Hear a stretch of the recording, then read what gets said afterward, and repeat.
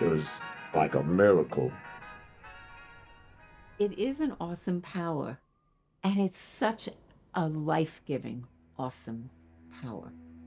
To change people's lives, to change behavior, to change the way people think.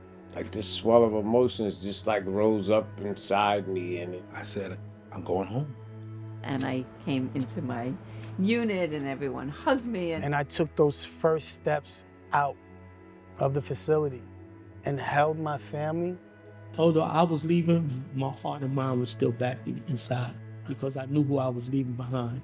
I hope that there's a place to recognize and value the capacity for redemption. That's what I think clemency has to offer.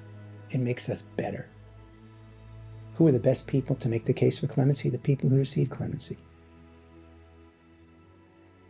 I thought I would die in prison. And so many other members of the Clemency Collective thought they would die in prison. I was incarcerated for a wrongful conviction. I served over 40 years. And in 2021 in September, I was released from prison on the grant of clemency. And it has been a blessing. I came home and me and some other clemency recipients got together along with this law professor, Steve Zeidman, and we created the Clemency Collective. And once you hear their stories, we hope you'll be moved by their story. And we'll hope that that story will move you to action. So could you start off by telling us a little bit about yourself before you was incarcerated? So the particular thing I was arrested for was that I was a getaway driver in an attempted robbery of a Brinks truck done by, or primarily engineered by people from the Black Liberation Army. And in that failed action, 2 policemen and a Brinks guard were killed. Coming from the street and allowing myself to be placed in a system so that an individual can look at my picture and misidentify me for a crime. And then when I was a suspect, I go to the precinct and I volunteer for the lineup because I don't know what they're talking about, but I want to get it over with. Right. And that was the last choice I made as a free man. We were both wrongfully convicted, spending almost 65 years in prison for crimes that we didn't commit. Yeah. Got into trouble. That trouble led me to being arrested and convicted of felony murder, where I did not commit the homicidal act. I was sentenced to 71 2/3 years to life. There were only 2 judges that handled felony cases for the whole county, right? Those 2 judges had a bet on who would give out the most time before they retired. My trial judge made a racist comment using the N-word in open court. You familiar with that case? Mm-hmm. Yeah. And so I put that on your situation in line with that because those kind of situations are so egregious. I didn't value my life. I didn't value anybody's life. I got caught up in, it was supposed to be a gun sale, and a young man got killed. And another man got shot 3 times. And so I got sentenced to 62.5 years to life. I was sentenced to 75 to life. Once you're inside, you got this massive sentence, and take us inside and take us on a journey of transformation. You sort of decide, am I going to die in prison or am I going to live in prison? If we live in prison, then we have to figure out how do we take the prison experience and use it both for our own betterment and the betterment of our community inside. And we were facing the beginning of the AIDS epidemic. Yeah. And myself and my co-defendant, Kathy, worked with a group of women, brought together a group of women, and we built an organization called AIDS Counseling and Education. It was a movement where women were able to say, we have to save our own lives. And in order to do that, we both have to take ownership of the changes we need to make and also recognize the strength that we build as a community to care for each other and be the change that we're fighting for. Seeing the school building being an escape way. And when I started to feel that I can help other people, the more I started to become whole and feel human again. Yeah. Because I had lost that somewhere along the journey. So I went into the college program, and education transforms a person. It gives you promise. I finished college, was working full time in the law library, working on my case. That's how it started, but began to help other people too. So could you take us through Sure. that journey to obtain clemency? The first deputy came in and he said, congratulations, the governor has given you clemency.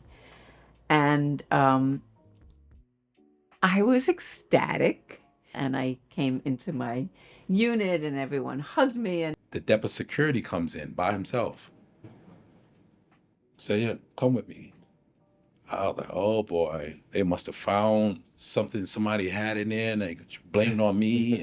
And, especially when we got to the door, the superintendent and the deputy superintendent were standing outside the door.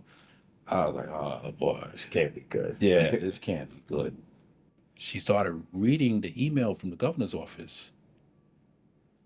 And it said, you were granted clemency.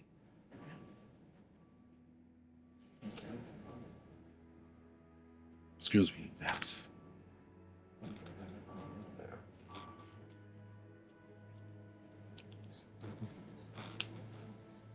I have been locked up 30 years. Trust me, I know that feeling. Thank you.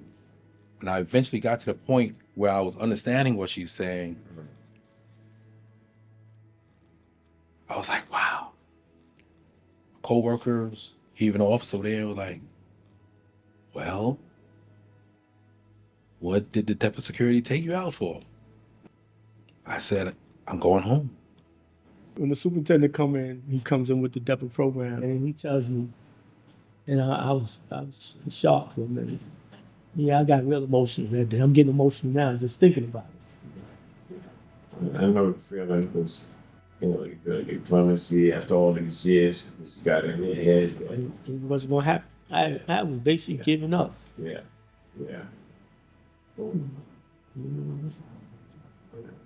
There's a feeling I never thought I was going to feel walking down them stairs, seeing all of them. I called my sister on the phone, and my sister said she was acting very funny, evasive. She told me, she said, you got clemency. I said, who told you that? She was like, well, I got an email. You got an email from who? And I was like, oh, really? Okay. So I'm thinking it's wishful thinking. And then I was at work, and the lieutenant came down and he pulled me out. So as he reaches in his pocket and he starts reading off the letter, and just suddenly the swell of emotions, it's hard to explain. It's just like something was traveling up inside my body, and it traveled all the way up till it got here, and I couldn't speak. It was stuck here. It wouldn't come out. When in the cells, I'm thinking about the two events. I'm like, nah, it's got to be a crude joke. Like somebody's just playing a game, and this can't be real.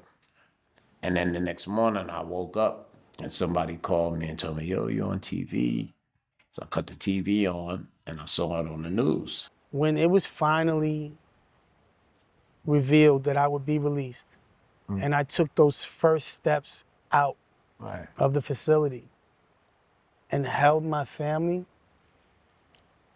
there hasn't been a better moment in my life.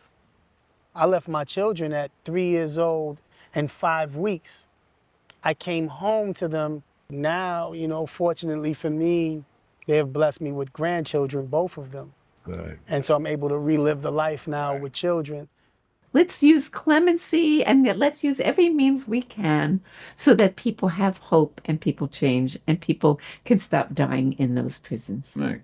And I think that out of that spirit, we formed the Clemency Collective. Mm-hmm. All the work and all the stuff we did together and how we created inside. Could you imagine what we can do out here if we just put our heads together? Yeah. Governors need to stop being scared to do the right thing. We're not asking you to release the world. We're asking you to release the people who have demonstrated the change. Right. We're asking you to release people who can actually help society become better. Yeah. Collectively, we can make a huge difference. Next is the key person in all of our clemency journeys, a professor at CUNY School of Law. It's his tireless efforts that resulted in all of our paths to freedom. I'm honored because I get the chance to work with him at the school's Second Look project. The need for this work is so evident in this simple fact. Just by going to a couple of prisons and a couple of articles, the letters exploded, and it has never stopped. So last year we had 878 letters, where we can probably represent 10 or 15 people. These are the letters. This is 1 week. We view clemency for the people who are serving death by incarceration. And so my hope is we've seen developments. We've seen more clemency grants. We've seen clemency for people convicted of murder, which, again, people said would never happen. Right. We're now seeing it on a rolling basis.